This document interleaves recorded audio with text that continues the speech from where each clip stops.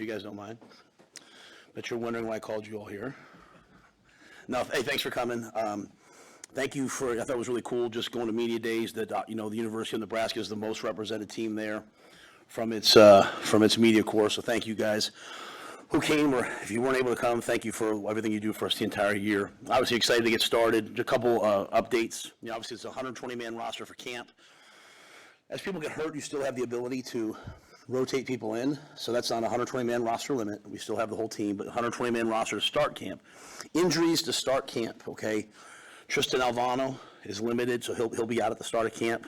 Bly Hill, Barrett Liebentritt, Maurice Mazuka, Brody Tagaloa, and Michael Booker. So those guys will not be in that 120, and they will wait till they're healthy, and then if someone else gets hurt, they'll then replace that, as well as some of the other guys we've had on our team who've worked their tails off. Just, we have to do a lot of things by number, so a lot of deserving guys aren't able to be in the 120, but they will be, and they'll all be there for the start of when school starts.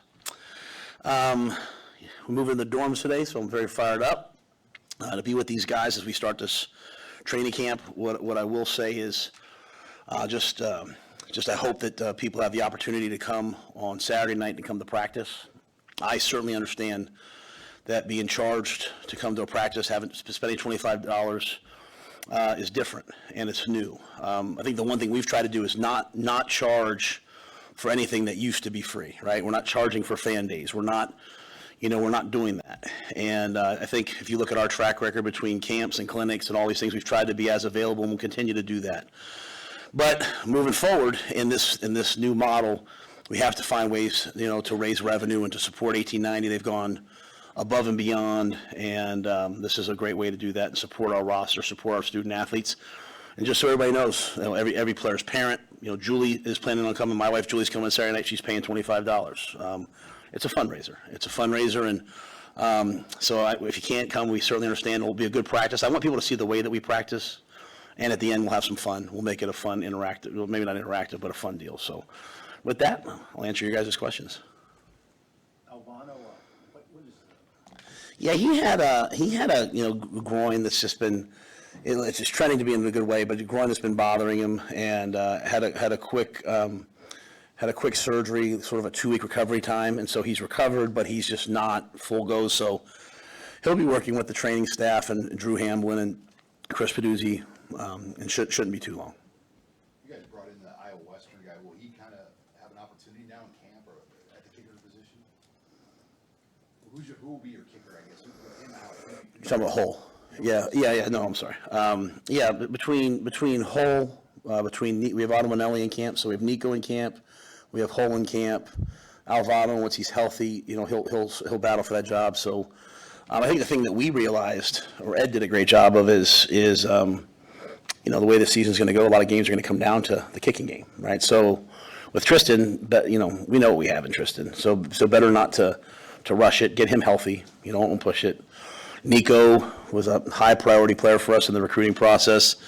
And then Holes, obviously, we had a chance to coach his older brother, Jacob, who's a fantastic young man, and John has a ton of talent, big leg. Again, taking care of the summer camp opportunities, we were able to have him come in. So he was a scholarship player at another place, and we got him. So they'll all compete for it, and we'll see what happens. Is Brody related to last year? Yeah, he's sort of released. He's actually meeting, I think he met yesterday or today with the doctor to see if he's fully released, but there's still some strength inadequacies. So again, we're just kind of banking on the long run. The great thing about the rule, the way it works is if you are injured, you can still be here. You can still get treatment, rehab meals, all those things. So I wouldn't suspect that Brody would be too long. Matt, what are the emotions for you and your entire team as you guys get ready to embark on this 4.5-week grind? Yeah, I think probably for the guys it's a sense of relief. I think they've been highly anticipating it. I think this was a really, really hard summer. I asked Corey, I said, I don't care, just give me a tough team. That's all I care about. I don't care about anything else.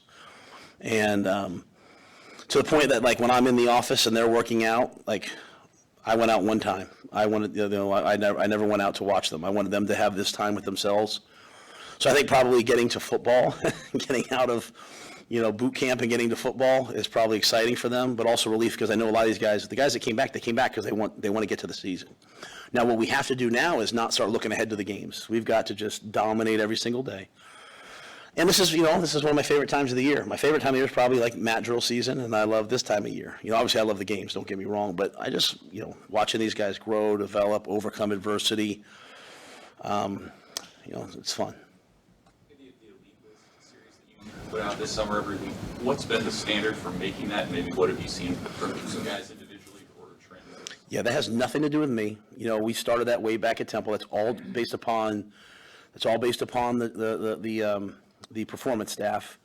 But they do factor in, behavior. They do factor in academics. They factor all those things into the process. Only thing I ever do with Corey is I'm always pushing it to be less and less and less. To me, everyone on our team's working hard. Everyone on our team, if they did this summer, they are elite. So what you're talking about is the top 10% of the top 10%. It's not a participation trophy. And there's some guys. There's some guys, walk-on guys. Like I was a walk-on, so I feel very comfortable saying walk-on guys like Noah Bustard and Grant Buda, who propelled themselves into camp by making the elite list multiple times. So you'll see scholarship players that aren't in camp, non-injury related. You'll see walk-ons that are in camp. This is a new day and age in football. We've always done it this way. You get what you deserve. And that doesn't mean that guys don't deserve. It's just other guys outperform them maybe. So it could be your body weight. It could be your hydration every day. I mean, they take all this into account. Corey and the rest of the performance staff meet. They put the list out. I see it when it goes on Twitter. I literally won't even – they used to send it to me. I don't even want to look at it because I don't want to affect it. I want them to make the decision based upon what they see. And the great thing is when you see guys that maybe weren't elite in the winter becoming more elite, it's pretty cool. I think Harburg is a guy who's been on that list. What have you seen from him just as a guy who's put his head down and gone to work? But there's fanfare about other people, but he just does handle it. Yeah, Heinrich's, we have our black jerseys in the offseason. He's black jersey every single day. He's, first of all, he's a Madden build-a-player. I guess they'll have college football build-a-player. Like, he's 6'4", 225 pounds, one of the fastest guys on the team, most explosive, loves to work out. My challenge to Heinrich has been the elite list is based upon everything performance-related. For you, it's about learning the offense at not at like a level 2 mastery, not even at level 3. Level 4 where you're unconsciously able to perform without having to think. And, your mechanics, your accuracy. And so I'm anxious to see Heinrich these next weeks, For me, and I said it at Media Day a couple times, I don't know if people get it, like, they've worked so hard, and greatness usually happens outside of the time they're with us. With Corey and them, but not with us. I'm anxious to see what the growth that Heinrich's made, because I'm sure he's made a ton of it. He's a huge part of this team, and he's going to have great days ahead. So, look forward to seeing him. Tony White had an incredible first year as a coordinator, right? The defense got a lot better.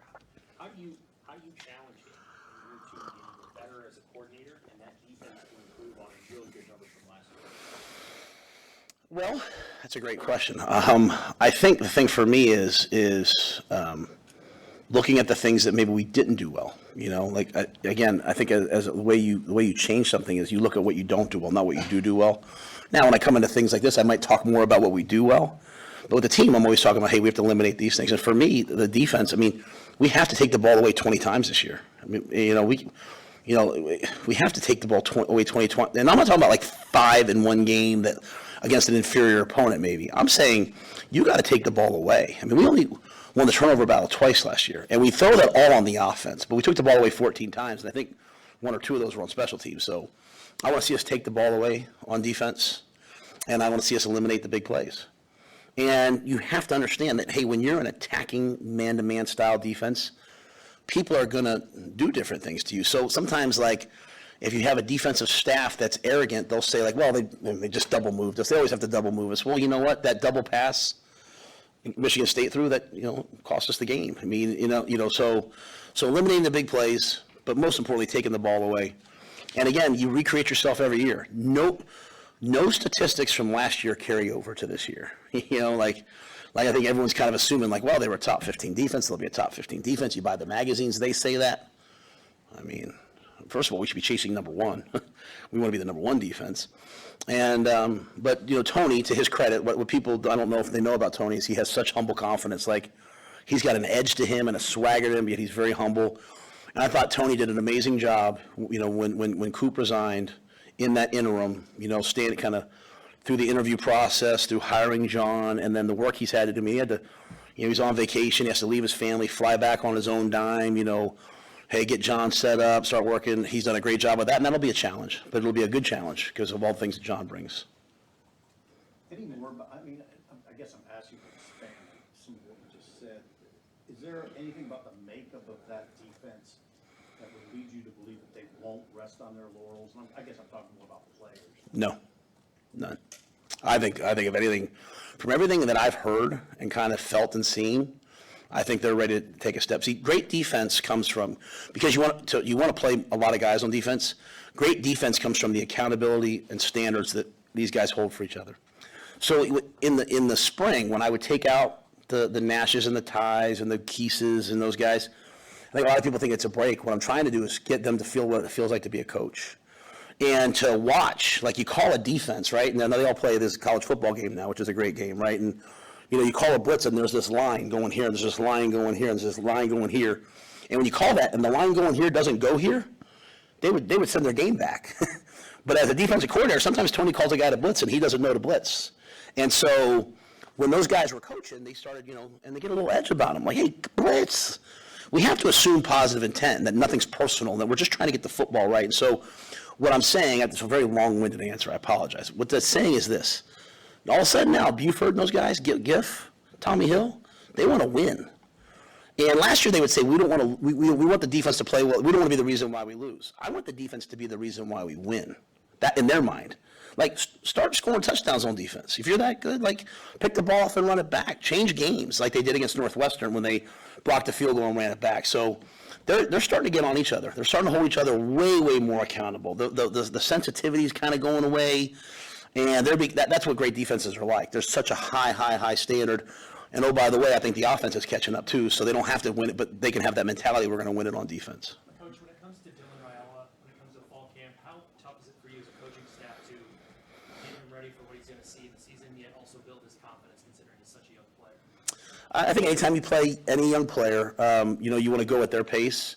Unfortunately, if you want to play quarterback as a freshman, the schedule is the schedule. The standard is the standard. 8:31 comes around pretty quickly, and you better be ready. So, I think a lot of that, again, we're going to have to see where he is. We're going to see where everyone is on the team based upon the work they put in the summer. But our job is not to get anybody ready to play. Our job is to give them opportunities. They have to get themselves ready to play. Like, if it means you stay up for 2 extra hours at night and study more film, if it means it takes what it takes. Because when 8:31 comes around, we have to be ready to play at a high level. So, the thing I like about really all the freshmen that I think are competing to play is they kind of understand the standard. They kind of understand, like, hey, this is what we do, and we'll have a really competitive camp. I like to have the most competitive camp I've ever had, and we'll see who's standing at the end. How much of a difference will that communication in-helmet thing help you and maybe help a young quarterback? And vice versa, how do you integrate that during camp, both offensively and defensively? Yeah, it's probably not as much of a help on defense. I mean, the reality is, in tempo offenses in college, it's probably not as much of a help as it is in the NFL. We'll use it. Tony and them aren't super, it's not like a major part. On offense, it's I'm not saying groundbreaking, but it's like that, right? It's seismic. You're able to remind the quarterback not just of the play, but also the situation and also the thought process, right? Like, hey, it's 3rd and 7 here. Coach said, hey, 3rd and 7, 2 downs. Take the check down if it's there. Which he understands gets us to 4th and 3. And we're not going to just do it on game day. We do it every day. So I won't be talking to the quarterbacks. I have the ability to, and I guess if I wanted to, I would. But we'll do it just like we did it in the NFL. Sat will talk to the quarterbacks. In practice, Glenn, Sat, and Garrett will all have them so they can work on it with all 3 teams. It's got to be enough information, but it can't be too much information. Mitch, I'm sorry. Yeah, no, it's fine. In talking about some of those battles, so just to get on the 120 here this week, last week after you left Indy, some of the settlement terms, you know, we're put more out there in the 105 roster cap. I know we talked about it last week, but have you gotten any more information about how that number is going to work next year, and how does that impact potentially what you have to do now in looking at players for the next class, knowing that your roster is, no matter how it plays out, going to be strong? Yeah, what I've learned through this process, and really it kind of goes back to even like when the COVID restrictions were coming out, they were changing every day in college and in the NFL. What I've learned is not to react or take anything like don't set things in stone until they're written out. They're put out. Like the limits were coming out. I was hearing 110, 105, 115, 110. When it came out, I read it on Twitter, 105. So, that's kind of my mindset is like, hey, when it comes out, I'll react to it when it comes out. I'm thinking about it.